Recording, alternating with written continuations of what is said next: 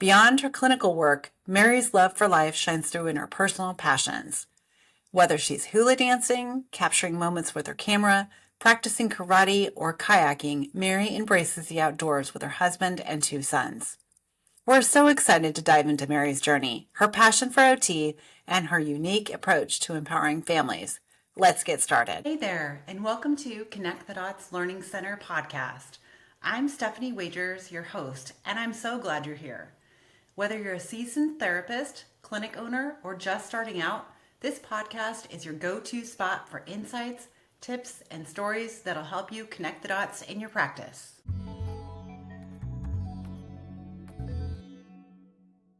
Welcome back to the podcast. Today, I'm thrilled to introduce Mary Kostka. She's a powerhouse in the world of occupational therapy. Mary is the CEO, owner, and founder of Ohana Occupational Therapy, and she brings over 36 years of experience to the table. She's a licensed and nationally certified OT, graduated from Western Michigan University back in 1988. In 2008, Mary opened her private practice with a mission to help families not just cope with challenges, but truly thrive. Mary's expertise is incredible. She holds an advanced specialty certification in air sensory integration therapy and is an integrated listening systems practitioner. She's also deeply trained in working with autism, ADD, ADHD, traumatic brain injury, and so much more. Well, welcome, Mary Kostka. I've known Mary since, 11 years ago, I guess, when we met at a private practice conference. But Mary, you developed Ohana Pediatrics. You're the CEO and founder of that, and you have a lot more up your sleeve than that. But I want to hear a little bit about how you developed Ohana Pediatrics. Sure. So it's Ohana Occupational Therapy, and I started it in 2000. Well, I formed the LLC in 2008, but I didn't actually get going with it till 2009. And I just did it as a result of I was burned out in schools. I was there for 17 years and just felt like I was working with handcuffs on and just was really frustrated. And so I formed the LLC then, but then I got a job in birth to 3 and I loved it. It was home visits. Yeah. Oh man, this is great. What do I want to do all that work for? And then they closed. And they had been a nonprofit in our community for 50 years. And so then I was like, what? And my dad had just died shortly before that. And I was like, it was like this kick in the butt, like, do the work, Mary. You already have the LLC formed, apparently you are doing this. And so I started serving some of the kids that I was seeing, and I just did it for free while I was, or trading like for some photography and stuff while I was getting my contracts, because I had these little babies that were just like making progress. But then I also had to go back and do a skilled nursing facility, and I hadn't done that in 17 years. I was terrified. And then I went back, I'm like, oh my gosh, nothing has changed in 17 years. Long-handled shoehorn, reacher, sock aid. It was incredibly boring compared to what I was used to every day. And so, I enjoy the people, but I did that just because I had to earn my income while I built the business. And so I did home visits. So I would treat before and after work. And then over a 2-year period, I felt confident completely leaving, like being completely self-employed. And then I made a treatment room in my home up on the mountain, and people were driving 2 hours to me. And wow. Yeah. And I was just tell us where you live, because you're kind of out there. I'm out there. I'm in the middle in a very rural area. So we're 3 hours from any major city. So we're right in the middle of the state, Wenatchee, Washington. I personally live about 30 miles from there, which is Leavenworth, which is right where the Cascade Mountains start. So, and then I'm 1,000 feet above town. So I'm up in the mountain. So I get a lot of snow and all of that, but it's beautiful. Washington is such a beautiful state. It's so diverse. And so you can do weekend trips and get petrified forests or rainforests or, go to the ocean, or it's just amazing. So I moved out here as a new grad and have been here 36 years, and I love it. So then, so people were driving a couple hours. Before I started this company, like I was referring people to clinics that were 3 hours away. So for people to drive 2 hours was actually less in some ways. I mean, not everybody was that far, but but that kind of gave me confidence, like, okay, I can open a clinic. So then I opened a small clinic in my town, Hmm. um, and then did that for a couple of years and then hired some people on, but it was only like 800 square feet. So I needed a bigger space, but I had a Right. big wait list. So I'm like, okay, I'm going to do it. So then I opened this clinic in Wenatchee, and expanded. And then 2 years ago, we doubled the space. We got like the second half of the bottom Nice. floor. So we have 8 treatment rooms plus this room. I guess this would be 9. This is a wellness room, an art area, and a kitchen area. So it's, Hmm. you know, pretty good size. And we've just keep adding staff. And um, so it's And I been, know you have a hard time finding staff, just your location. Everyone has a hard time finding staff. yeah, yeah, definitely. But I did something innovative that's working. Yeah, Uh, tell me. Yeah, well, I was actually having a conversation with my coach, Greg, um and I was just telling him about like how long it takes us to break even on a new employee because of all the training we do, because we really Mhm. specialize in sensory integration and Great. reflexes. And you have 20 years and almost nobody comes to me with the specialty knowledge that we do. Right. So we really do a lot of intense training for the first 3 months. So they're at least 3 months before they have a full caseload, 3 to 4. Hmm. And but then they can get the same results that I can get after decades of practice, you know? So to Right. me, it's worth it to like pour into them. Hmm. And so he said, well, you're doing a residency program. He said, call it that. Hmm. And so we're essentially doing exactly what we've done, but it's a residency program. So I have one that just started this week, and then I have another one starting in February. But I did a free webinar on sensory integration for CODAs and then told them about my residency program, and it So is worked. it just for codas, not for OTRs? For right OTs? now, because Okay. just our balance of OTs and CODAs, that's what I needed, but I could do it for OTs as well. Okay, But so for when you say you have one starting, tell me what that is. Like people sign up to join it and they're working for you at that time, right? yeah, they're getting paid to learn, you know, so they're, and like I said, it's really what we were already doing. I just, you know, a typical job, you jump in and go, you know, you're not Right. getting months and months and Right. months of people teaching you, right? Hmm. So Hmm. we have it laid out into a very specific schedule of, you know, when they're going to have their own clients and proficiencies that they have to demonstrate knowledge of. And so it's like I said, it's what we've always done. It's just I didn't call it that. Right. Um, and so, and it's great because like you're getting people that are so hungry to learn, you know, Hmm. and they're Hmm. just excited to be here. I did make it a 2-year program because um, I find staff don't get to the level where they're really feeling like really confident in all this heavy stuff that we teach Yes, them. agreed. To like Hmm. really get in the groove for it. I think it takes 2 years, not 1 year. Yeah. But so I'm like, and for me to invest into somebody, I want them for, you know, you don't break even until like 6 months. Right. Right. You know, Now, by are the they signing a contract or? an employee, it's just an employee offering of employment. I didn't do a Okay. formal contract, Okay. but it is really specific, like what the expectations are, what the supervision will be. Um, you know, so it's very clear expectations. And Hmm. then I also added, I haven't done this before, but added retention bonuses. So like if they stay beyond, like if they stay to 3 years or if they stay to Hmm. 4 years, there's some significant bonuses. So, Hmm. and I tried to pick people that there was potential for them to stay more than Right. 2 years, you know?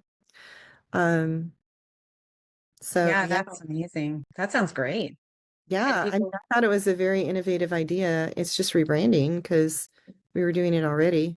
that's exactly what I'm doing. We do the same thing. We do a very slow ramp up. I mentor them for a year plus, but I Mhm. have scheduled meetings. We set up a mentorship plan.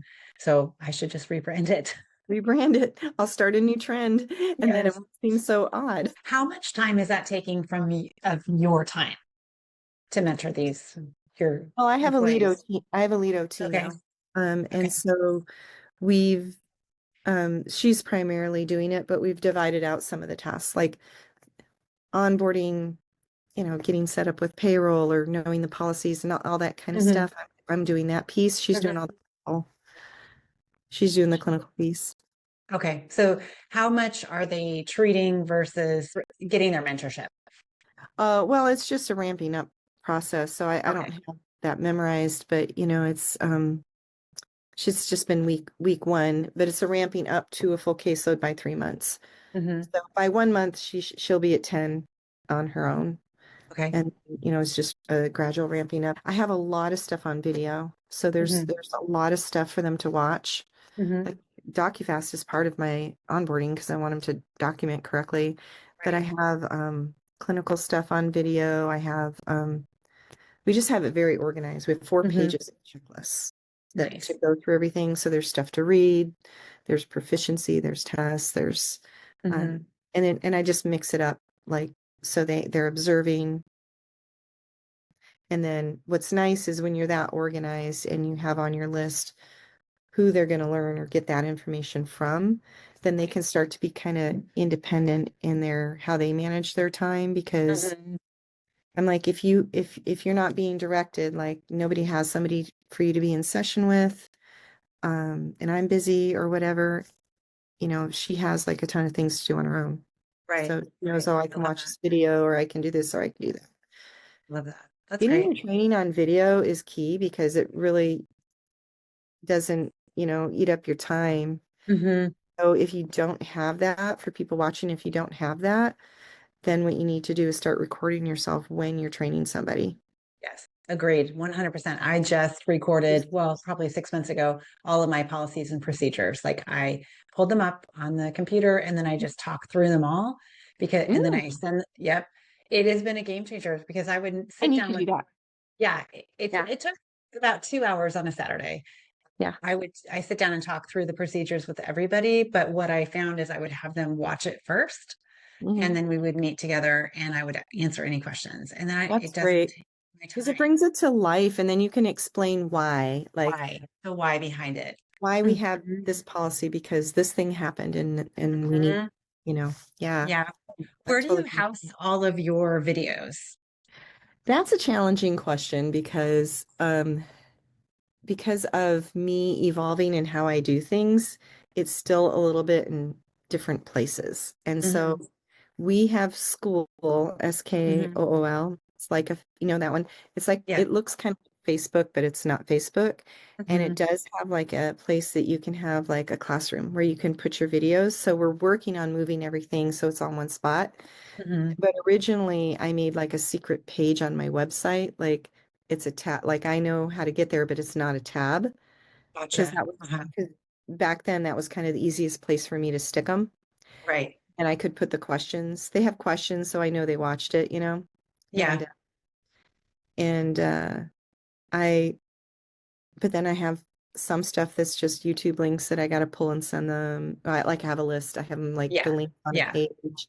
So it's hagama a little bit but Yeah. my goal is to move everything onto school. So Okay. it's really easy in one spot. But something like DocuFast, well, I just give them access to the Kajabi. So, Gotcha. So, yeah. Well, I want to talk about, let's go into DocuFast. When did you develop it? Why? And what is it? okay, so back like when I first met you, when we were doing indie free stuff, Hmm. um, you know, James was always really emphasizing the importance of being efficient with documentation. And all his examples were outpatient PT. And I'd be, Right. yeah, but OT, Yeah, yeah, but but Pete, yeah, but. And he just kept um, drilling into me. You're getting paid by the same people, nearly the same codes, sometimes the Mhm. same codes. Mhm. And this is what we're doing. Why are you doing this? You know? Mhm. And so I had to really constantly be questioning myself. And he didn't have examples for me. And so I just over the course of 10 years kept applying the principles of things that I was learning, Mhm. testing them, and basically really learned what needed to be in there and what didn't. And what really struck me was because he did he was an expert witness, and so he would see documentation under scrutiny, and he'd see therapists getting themselves in trouble for writing too much of the things that don't need to be in there Right. and not what needed to be in there. Right. And so I just took the concepts and the principles and just started to apply them, and it was working well. So it was a 10-year process of me getting my documentation condensed, efficient, only what needed to be in there, and testing it through appeals, doing whatever. I've won every appeal, by the That's way, and he amazing. and That's he taught me awesome. how to do appeals. Um, but to tell you where I was coming from, I was learning more and more and more as an OT, and my documentation kept getting longer and longer and longer. And I Mhm. was like, I thought this would get easier, not harder, as the longer I was in my Right. problem is I knew more. So I wanted to say more was the Right. problem. And then I got SI certified, and I was doing the SIP test, and that thing is Mhm. Oh my a gosh. 4 hour test. Yeah. 4 hour test, and then 2 hours to score it, and then another 2 or 3 hours to write it up. And I'm in Yeah. private practice. I'm like, I'm not Yeah. getting paid for this. So that didn't take me long. That was kind of like the extreme of the pendulum of that. And then I'm like, Yeah. I got to figure this out. Yeah. So as I was applying all these different things, I was just constantly innovating and I don't have very good memory, so I always make systems for myself. I Hmm. like the checklist. I love making everything easy and fast. So that's just because I need that for how my brain is. I Hmm. could not be the therapist that goes home and documents for hours after Mm. and remembers what the heck I did. I mean, I can barely remember by the end of the session. Just Yeah. so for my brain, I had to create systems. And so I just did this for me and got it to where I can write up an eval in 15 minutes, like nothing. I mean, I got it Wow. so streamlined. And so that was just me doing it for me and feeling very confident, winning all my appeals.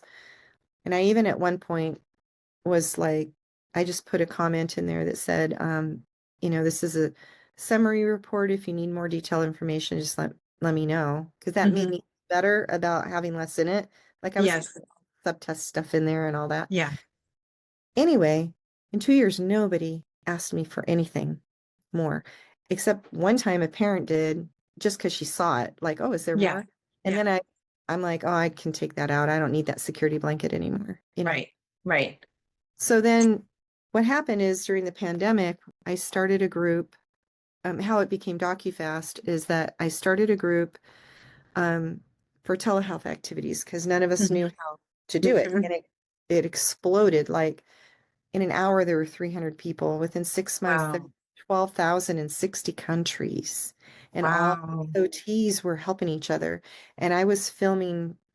I found it very fun to have that challenge because of my level of experience. Like, Hmm. how can we do this in the home? And it made our home programs better because we were Yes. live testing it, right? So Right. for me, it was kind of a fun, creative process. And I would Hmm. just hold my phone. I get permission from all my parents, permission or not permission, but I know right off from day one if I'm allowed to photo or film them, but I always ask them first, but I have it Yeah. right there. I can say, oh, they said yes to everything. So I can say, hey, I saw that you approved this. Is it okay if I video you so I can show other therapists how we're doing Hmm. this? So I just do it super simple. I just held my phone up to the screen Uh-huh. and film like little, like how we did certain things and would share it. And everybody just started sharing. Like, then we got like, what are all the things you can do with cotton balls? And everybody would pipe in. And then that became when you join that group, you get like the whole PDF of like all these activities. And Hmm. so that went on. We're all helping each other with activities. And then I was just kind of like, well, realizing I'm this experienced therapist and most of these people looking for help are very young. So then Hmm. I said, hey, what else can I help you with? It was all documentation. Interesting. They were Yeah. just hurting. They just were struggling. And so then I did some master classes like Zoom, just Hmm. taught them what I'm doing. And that's how it evolved into DocuFast because they were just hungry for more and more and more. Hmm. And then it kind of evolved into something that I sell to practice owners because that's the biggest pain point for practice owners. They're Hmm. either burning out their therapists by not having good systems and they're doing it at home, Hmm. or they're paying for it and going broke. Right. So Right. we don't get paid enough to pay to document. No, It no, we has to be don't. done point of service. And so, like, for example, one of my therapists I hired, every Wednesday night and Friday night, she spent the entire night documenting at home. That Oh was her my routine. gosh. And so when she came to work for me, she's like, when it was the reality, like, yeah, you don't take work home. The only work you take home is if, like, you want to learn about a diagnosis, you want to be, just think about Yeah, therapy, but you're not yeah. taking any like paperwork home. Hmm. And she hasn't taken one thing home since she started working for me. It's been like a year now. So it's not like an EMR program. No, So if someone were no. to purchase DocuFast, is it like, here's how you can document faster, or Yeah, so what it is it covers everything from intake to discharge, every single thing that I do. So basically they're templates that you can adopt into your own system. So it's how to organize your information, what to include, what not to include, certain phrases you need to use for Mhm. every single thing. So you just have access basically to how I'm doing it. And then like if you say you have like a lot of people that do DocuFast, I found the main two EMRs that people are using, and they don't like either one, is Raintree and Mhm. Fusion Yep, we and have retreat. Pete's Yeah. OTs, and they don't like either one. But Yep. like say you're in Fusion, they'll do like quick phrases. Hmm. So they'll make like a Word doc that has my structure in my words, and they'll Right. make a quick phrase so they can just drop in the Pull it template. in. Mhm. Gotcha. But yeah, it's basically here's how to do it. Here's the words, and then you adopt it to so it's any EMR. I mean, you could be doing anything and make Uh-huh. and apply how I do it. But I have Principles of it. Yeah. but I have the why. Like not just here's a template. I have like why you need to say these things and why you don't want to say these things. Mhm. So for example, Mhm. like say you were doing a craft, I would never say something about a butterfly craft and all these da da da da. I would Right. say what the goal was about, you know, Hmm. a three-step craft, um, and then I would say they were able to do two out of three steps with three verbal cues and minimal physical assist. You know what I Right. mean? Like Yes. they want to hear like their part, what they did, what you did. Hmm. But Why if you it go took off on a someone. Hmm. tangent about the details of the activity, then you sound like a preschool teacher. So, Exactly. Yes. and for some reason, therapists are very wordy and narrative. Like they just want to tell story. Like they came in and they said this, and then we I did know. this. Or they play this sport, they do that. I'm like, no, no, no. Yeah. Don't. Like for Don't. subjective, I say the golden nugget. I am looking for the payers only want to know the payoff. So Mhm. my note's all about catching progress. So the golden nugget, like what is something like if their parent says, come in and they say like, oh my gosh, they're had the biggest meltdown today. And then I'd be like, it's been a while, hasn't it? And then Mhm.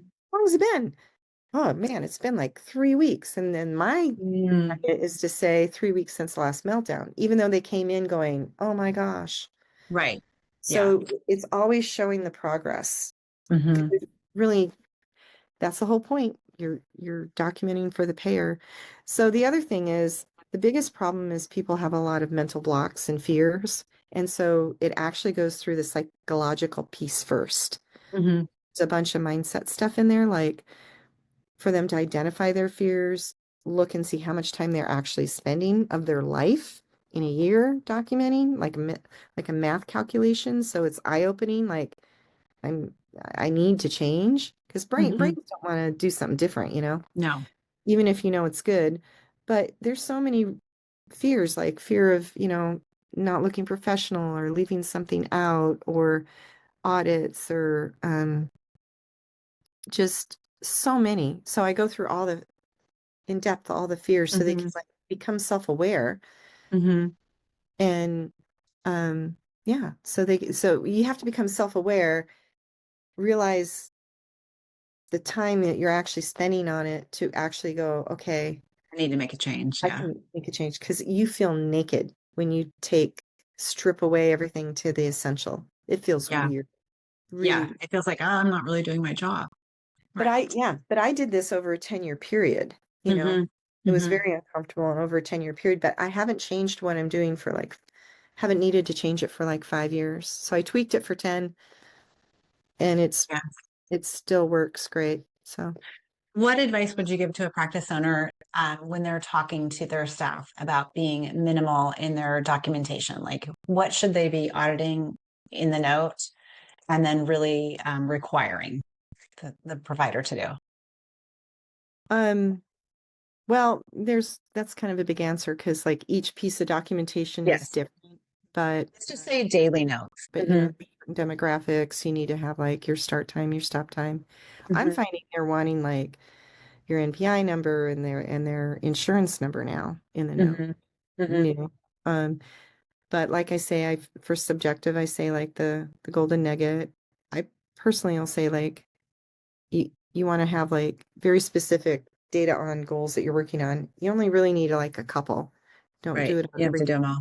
but then have very objective data that shows what you did, what they did. So you want to Mhm. make sure you're doing kind of like an old rehab note, like how much physical assist and Right. you grade the activity up or down kind of thing. You have to have a statement of like their progress, their compliance, their medical necessity, that it's still medically necessary. And then your plan should never say like continue plan of care. It should be very specific about What you're going to do what you're next. going to do next, your clinical reasoning. Hmm. Like I'm upgrading this to, I don't know, like say if it's an obstacle course that, we're going to raise it up to a foot off the ground, or we're going Right. to Right. do 5 pieces instead of 3. Hmm. You just want to, they want to see that you're thinking about like really specifically what's next.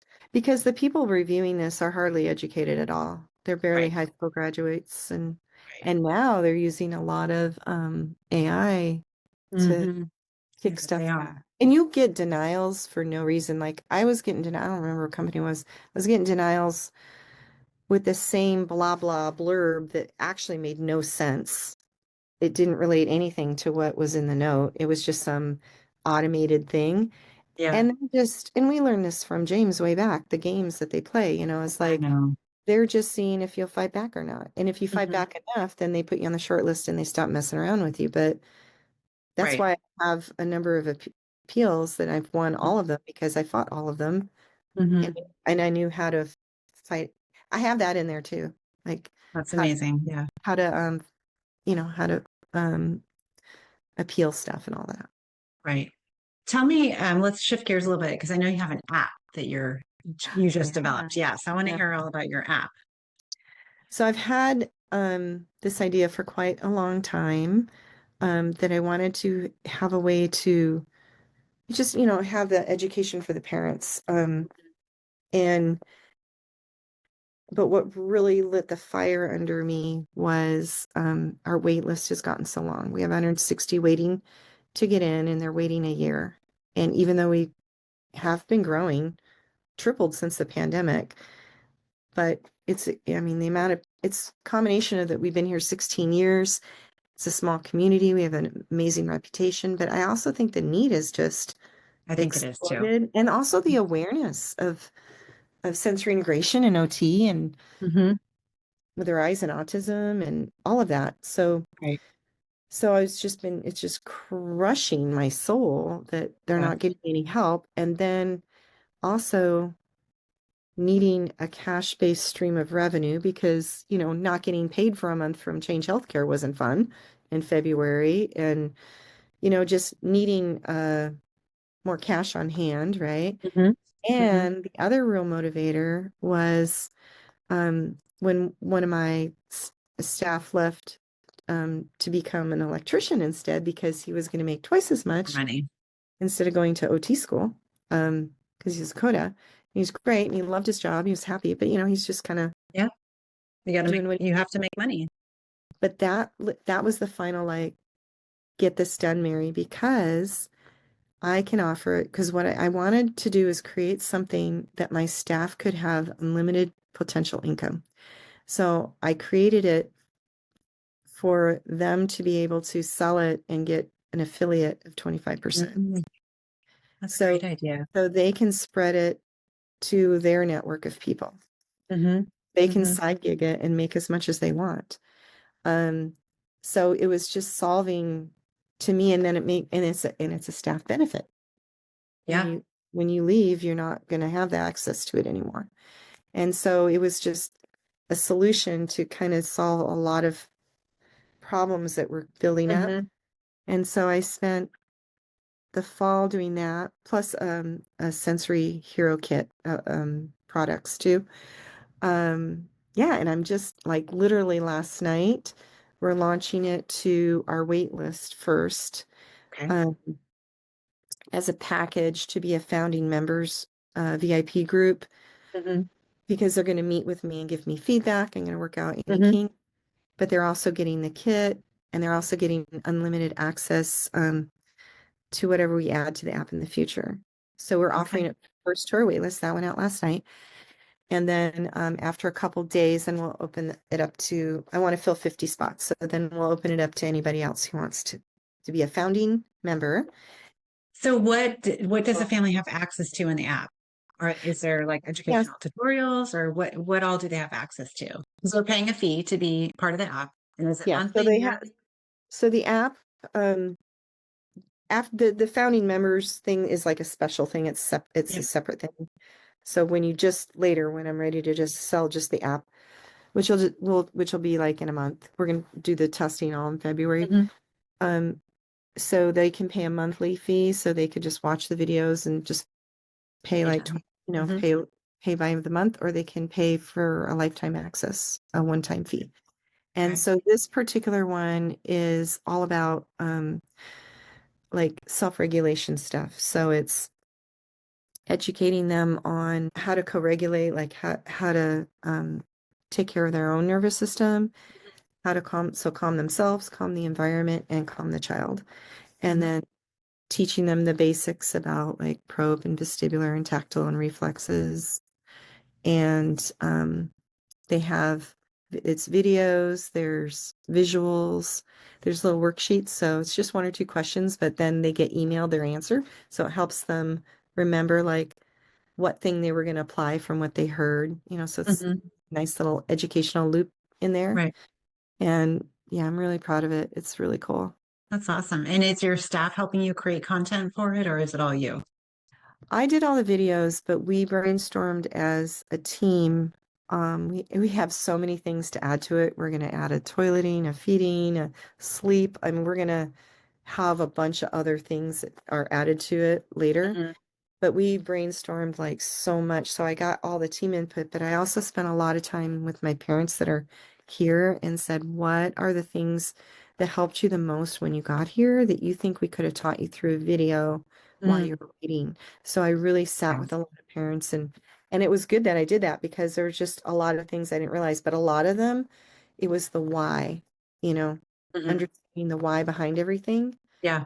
And the cool thing about having it on a video or, having access to it is when they're trying to explain things to a family member, they'll be able to, you know, say, hey, watch this. Yeah. So Okay. I did it as a 30-day challenge. So it's 15 minutes a day. And then, for example, this is like the difference between a meltdown and a tantrum. There's a video, Okay. then there's a Nice. handout, and I love that. And then there's just like a little worksheet. But you know what Nice. else? It's really gonna, I'm like, this is great for my staff too. I'm having as part of my onboarding. And then because it's not just for the information, it's how I explain things to Yeah. parents. Right. Yes. And that is where they struggle. So you've been a business owner for a while, and we talked a little bit about reimbursement and just, it's not, you don't go into it to make the money or money, right? That's not why we do this. But we have to supplement what we're doing with outside The things. bottom And line is we have to make money. We have to we profit have first. to make money. Yeah, we Otherwise, have to. we'll go out of business and then we're not Mhm. helping anybody. And unfortunately, I've never seen so many practices go out of business in the last couple of years.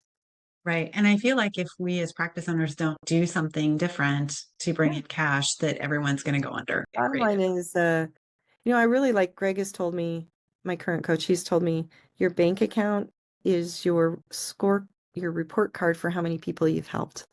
I love that. And Yeah. so you can't ever make much just in a clinic. You have to do something that can scale. And Yes. so my goal it's really my calling because I've always said I want to help as many people as possible. I was laying in the hammock. I'm like, I need a number. And I'm just laying there, and the number 100,000 kids popped in my head. I'm like, oh man, that's a lot of people. But I Hmm. made a 5-year goal by 2029. My goal is to help 100,000 families, which even if I help 10,000, that would be amazing, you know? Yeah. I just, you kind of need a clear thing you're Yeah, you shooting. need to, yeah, And exactly. that's possible with an app because, I estimated there's at least 1 million families that need it. When you could Hmm. kind of look at like how many kids there are in the country and If not more, yeah. how many would have sensory processing problems. And, I kind of figured out there's at least 1 million kids that need this, families that Hmm. need this. So, Yeah. and then, it can go beyond this country. Right. Right. So, Now, are you selling things? Because you mentioned something about like a sensory box. so I just realized like, oh my gosh, when you do product and you're having it manufactured and you're buying in bulk, there's a lot of money up front. So every order was like $500 or $1,500. Yeah. And Right. then it's harder to scale because there's a lot of manual parts to it. Hmm. A lot of communication, getting samples, getting all the stuff, packaging it up, shipping it out. Compared to an app, you can Right. scale it without a lot of extra manpower.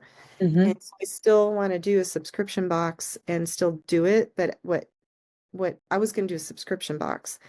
But what I realized is like I'll do this first box, the Sensory Hero box, because that's not going to be hard to like I already have all my things now and Hmm. I can um I can have them I can just say now that I've done all the work, I can just say, "Hey, I want another of this order that I did." Right. But to have things like on a subscription where you're constantly having enough stuff, I was going to need a lot more money and a lot more manpower. So then I thought, what I really need to do is I need to get the app done. As I realized what this process took to accomplish, I was like, I really need to focus on the app idea because the Yeah. app can scale faster and then it can help me fund this Yes. to Yeah. a point where you can grow it. This is what I decided to put in it. These were the main things the parents were saying really helped them in the beginning. Hmm. And then I did an insert that has they have QR codes that go right to the video that explain Okay. Oh, nice. the Yeah. why behind everything. Right. Um, and How so much? Oh, $75. Okay. yeah, I'm selling it for 75 and I mean, none of that stuff is cheap. Like the headphones, the Galaxy Light, the body sock, those aren't cheap items. and That's cool. having it manufactured for us. Like this fidget toy, Mhm. I bought like 500 of them. Yeah, So you're buying things in in the bulk to make Galaxy it get done. Light and the body socket. The minimum order was like 100. So Yeah, yeah, um, great. yeah, it's cool and I'm excited about it and I want to Mhm. pursue it more. But I just realized I'm not ready to do subscription. Like I can do this one Yeah, right. and then later I can start thinking about subscription, but I just decided it's pretty labor intensive, so I better just focus on the app first. Anything else you want to share that you have up your sleeve? Oh my goodness. Um, I don't know. I feel I like mean, you got a lot. I got You a got the lot going residency on. program, DocuFast, your app. Yeah, I just feel like I feel really excited because I mean, I've been working on things like this for a long time, like Mhm. dabbling and experimenting but I feel like it's like I know in my bones that this is going to be amazing. And Mhm. so like my first 50 founding members, I did a package where they get the kit and the app and they get me. So we get to talk and that's what I did with DocuFast in the beginning. It got built through some feedback. The very Mhm. beginning people, we met weekly and and then as I'd hear them talk and be like, oh, okay, I got to explain Got to that. change that. Yeah, And yeah. because it's like proofreading, it's like Right, exactly. you Yeah. fill in the blanks in your own head and you don't realize there's blanks for people. Hmm. I just feel really excited about it and excited about the future and I just know that our clinics will not make it unless we have other streams of revenue. Mhm. And Yeah. it's take a lot of time and energy to do. I do think in time, um, like the apps that we do, I do think I'll probably offer it to other clinics Hmm. in the same way as affiliate Yeah. because I think it will benefit any clinic that's like mine, Right. which Yeah. would be cool Yeah. because then they don't have to do the work, but they'd have a cash revenue stream. That's one thought that I have for the future. Hmm. That's And great. I think it would be cool if other clinics did the same thing Hmm. because instead of everybody reinventing the wheel, Yeah. you know, Yeah. if That's great. but you know how it is, the learning curve is steep. What is one thing that you hope people remember your work by? Well, I've given it a lot of thought, like what lights me up and what's Hmm. important to me, and it's elevating other people. So I figured out that is my thing that makes me excited about life. And so that's why I love therapy. Kid says, I did it for the first time. That just like it's Yeah. such a it just makes me feel amazing. But I feel the same way when a therapist has a win or a Yeah. practice owner has a win. And so for me, I would love to be remembered as somebody that, helped elevate other people. Hmm. That's what my passion is. And we have like the testimonial sheets that the parents fill out Hmm. and it's just on paper. And then we end up, we put it in the discharge report and then we also post them, right? They're like, should we keep these? And I'm like, yeah, they're going in a notebook. I'm like, when I'm like $100, a hundred $100. years old, um, all I want from this clinic are these stacks of notebooks that shows how the impact that we had on on these families. I mean, that's all I care about everything here. Yes, we're saving them because that's what I want to look at when I'm old. Yes. Yes. I love it. I You know, love you it. just want That's to feel like you awesome. made a difference and that your time here wasn't, our precious time on this planet wasn't wasted. Mhm. We Yeah. want to make a difference and that's why we work so hard. Yes. Well, I love what you're doing. I really appreciate your time. I always love catching up with you, Mary.